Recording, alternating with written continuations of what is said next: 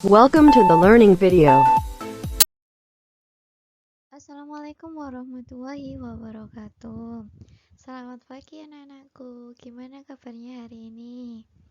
Semoga masih sehat selalu dan tetap semangat menerima pelajaran ya. Tetap semangat walaupun kita pembelajaran online. Hari ini kita bertemu di pelajaran humas dan keprotokolan. Kalau minggu kemarin kita membahas tentang kompetensi dasar apa aja yang ada di semester genap ini. Nah, sekarang kita akan pelajari KD pertama, yaitu 3.1 memahami kehumasan. Ada apa aja materinya? Materinya ada 10. Oh, banyak banget ya. Tapi yang akan kita bahas cuma 8. Yang pertama yaitu pengertian humas, kedua perkembangan humas di Indonesia, ketiga tujuan dan fungsi humas, keempat tugas dan kegiatan humas, kelima peranan humas, keenam tugas pokok humas, ketujuh kegiatan-kegiatan humas, dan yang terakhir adalah aspek humas. Sebelum kita membahas tentang apa itu humas, kenapa sih kok anak perkantoran itu harus belajar humas? Humas itu bisa disebut juga dengan public relationship atau public speaking. Lah, kalau kita berbicara public speaking, itu kan biasanya berbicara tentang komunikasi. Nah, di humas ini memang lebih condong ke komunikasi verbal, tapi ada juga komunikasi non-verbal. Nanti kita akan bahas beberapa tugas tentang humas. Jadi di kantor itu kan tidak terus-menerus berhubungan dengan keuangan, dengan surat menyurat, tapi kita juga bisa berhubungan dengan klien, dengan pimpinan, dengan rekan kerja. Nah, itu ilmu yang kita pakai adalah ilmu kehumasan ini. Pengertian humas secara umum adalah salah satu bagian dari organisasi yang berfungsi untuk melakukan interaksi, hubungan dan kerjasama dengan masyarakat yang terikat dengan organisasi tersebut. Kita selalu berbicara humas dan humas. Humas itu adalah singkatan dari hubungan masyarakat. Dalam bahasa Inggris disebut dengan public relation atau biasa kita sebut dengan PR, yang bertanggung jawab dalam membangun dan mempertahankan reputasi, citra, dan komunikasi yang baik bermanfaat antara organisasi dan publik. Ada beberapa ahli yang mengartikan tentang pengertian humas. Salah satunya adalah menurut IPRA atau Public Relation Association. Humas adalah fungsi manajemen yang terencana dan berkelanjutan di dalam organisasi induk ataupun lembaga swasta yang bertujuan mendapatkan simpati, pengertian, serta dukungan dari pihak terkait. Pendapat lain yaitu menurut Kultip, Center, dan Broom. Pengertian humas adalah fungsi manajemen yang bertujuan membangun dan mempertahankan hubungan baik dan bermanfaat antara organisasi dengan publik yang bisa memberikan dampak positif terhadap keberhasilan dan kegagalan suatu organisasi. Kalau dilihat dari beberapa pengertian humas tadi, humas itu tugasnya adalah berhubungan baik dengan publik atau dengan khalayak umum atau dengan rekanan kerja yang berhubungan dengan organisasi untuk promosi pencitraan perusahaan. Jadi, di sini humas bisa kita artikan sebagai usaha untuk mewujudkan hubungan yang harmonis antara perusahaan atau organisasi dengan publik. Tujuan humas itu ada 5. Yang pertama, meningkatkan dukungan, bantuan, dan partisipasi dari publik dalam bentuk sarana, prasarana, tenaga, ataupun dana untuk memudahkan pencapaian tujuan organisasi. Kedua, menciptakan rasa tanggung jawab dari masyarakat akan keberlangsungan program organisasi secara efektif dan efisien. Ketiga, melibatkan publik dalam menyelesaikan berbagai masalah yang dihadapi oleh organisasi. Keempat, membuat dan mengembangkan pencitraan yang baik untuk organisasi dan juga kepada para pimpinan stakeholder dengan saran terjalinnya hubungan yang baik. Dan yang terakhir adalah memperluas jangkauan pelanggan yang terhubung untuk berpartisipasi dalam upaya meningkatkan mutu organisasi.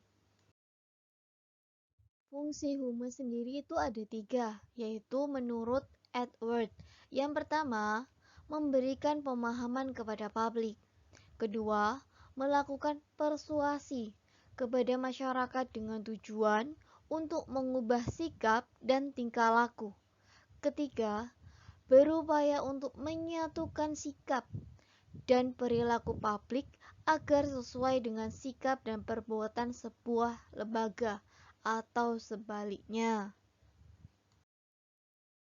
Kedua, yaitu problem solving process facilitator.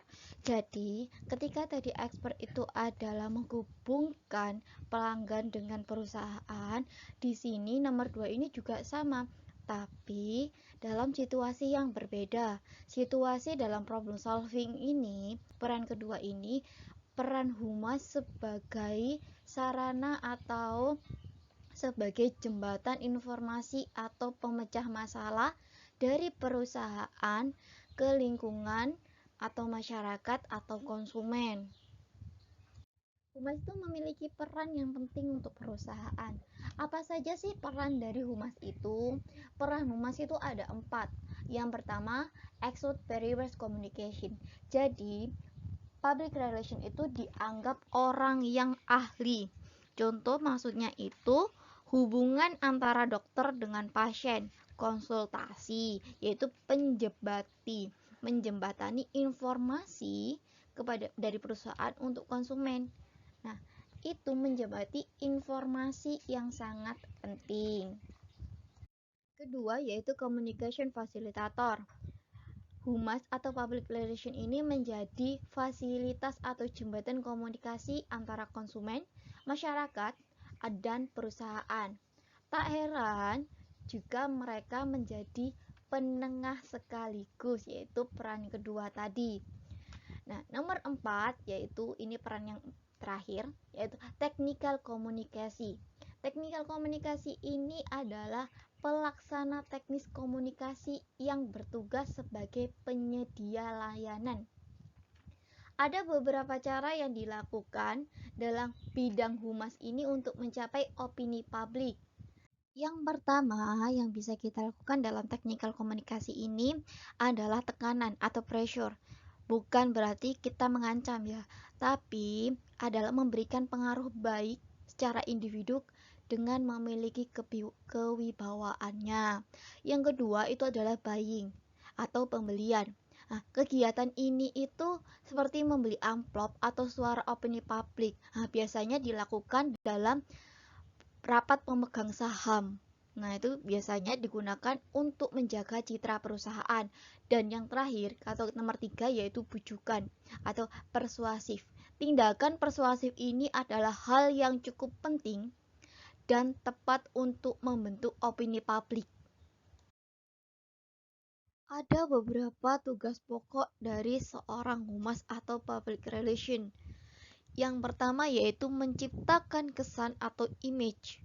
Kesan yang dapat diterima oleh orang-orang yang memiliki karakter berbeda-beda dengan sifat yang berbeda-beda dengan produk dan situasi yang ada di perusahaan. Jadi, kalau kita bilang humas itu sales, bukan cuma sales, tapi ketika guru seperti saya ini ketika berbicara itu bisa juga disebut dengan humas. Kenapa? Karena saya membawa image kan, image sekolah. Ada juga kalau sales dia membawakan produk. Kalau MC dia membawakan acara dari keluarga atau perusahaan. Nah, itu kan membawa citra, image, kesan. Dan dibawakan itu harus kesan yang baik dan kesan yang menarik. Nah, tugas humas yang kedua adalah pengetahuan dan pengertian. Humas harus dapat memberikan informasi kepada publik secara publik internal ataupun eksternal dengan menyediakan informasi yang akurat dalam format yang mudah dipahami atau dengan kata-kata yang lebih mudah dipahami. Nomor 3 yaitu menciptakan ketertarikan. Humas atau public relation harus mampu menciptakan ketertarikan publik terhadap situasi tertentu yang nanti akan berdampak besar pada organisasi. Sebagai public relation itu juga bertugas dalam penerimaan. Yang dimaksud dalam penerimaan di sini itu adalah bertanggung jawab dalam memberikan penjelasan kepada publik atau masyarakat atas situasi atau kejadian yang membuat sikap mereka menentang dan ketidakpedulian mereka untuk perusahaan menjadi pengertian dan penerimaan. Tugas terakhir dari humas sendiri yaitu nomor 5 adalah simpati. Humas harus bisa menyampaikan informasi secara jelas kepada publik untuk meraih simpati dari publik sendiri. Tadi kita berbicara tentang peran humas, tugas humas, dan sekarang kita akan membahas tentang kegiatan-kegiatan dari humas sendiri. Kegiatan humas itu bukan hanya menggelar konferensi pers atau mengundang wartawan demi membuat citra baik. Namun, humas itu juga dituntut untuk membuat simbol komunikasi baik verbal maupun nonverbal. Kegiatan verbal dan verbal itu apa saja? Nah, yang dimaksud kegiatan verbal ini salah satunya bisa open house, presentasi, desk information, announcer, dan lain sebagainya. Sedangkan untuk kegiatan nonverbal itu bisa menulis artikel, menulis proposal, presentasi, press release, atau progress report, dan lain sebagainya. Penjelasan kegiatan humas yang lain yaitu yang pertama, customer relation. Divisi humas itu menciptakan hubungan yang baik dengan pihak perusahaan dan pihak luar perusahaannya, misalnya dengan konsumen. Yang kedua adalah community relation, bertujuan untuk menciptakan hubungan baik antar perusahaan dengan pihak terkait, misalnya partner, dan juga komunikasi tertentu. Kalau tadi customer relation itu berhubungan dengan konsumen, sekarang berhubungan dengan partner kerja atau partner perusahaan. Kegiatan ketiga yaitu media relation. Jadi media itu adalah sumber terbanyak untuk membuat citra perusahaan yang baik. Nah, media ini itu dikelola oleh humas dan memang harus dikelola oleh humas. Karena itu, kegiatan humas itu adalah media relation. Kegiatan nomor 4 yaitu employer relation. Jadi kegiatan humas itu tidak hanya menghubungkan perusahaan dengan luar, tapi juga wajib membangun komunikasi antara pimpinan dan bawahan. Dan nomor 5, kegiatan nomor 5 yaitu government relation. Jadi, humas itu juga menciptakan hubungan baik antara organisasi dengan pemerintah. Jadi, ini tuh kalau di perusahaan itu bisa berhubungan dengan pajak. Itu salah satunya. Atau perizinan pembangunan. Itu juga bisa. Jadi, ada beberapa banyak hubungan perusahaan dengan pemerintah atau organisasi pemerintah. Jadi beberapa materi yang sudah saya sampaikan, apa ada pertanyaan? Free konsultasi di nomor WA di bawah ya. Kalaupun ada pertanyaan, silakan tanya ke WA saya pribadi atau di grup di jam mata pelajaran saya. Dan jangan lupa untuk masuk ke Google Classroom. Kalian bisa masuk, klik di deskripsi YouTube bawah. Materi minggu depan yaitu aspek-aspek humas, proses tahapan kerja public relation, dan regulasi humas. Silakan dipelajari terlebih dahulu sebelum saya jelaskan minggu depan. Oke, sekian pembelajaran dari saya. Semoga pembelajaran hari ini bermanfaat untuk kita semua dan paham semua ya. Wassalamualaikum warahmatullahi wabarakatuh.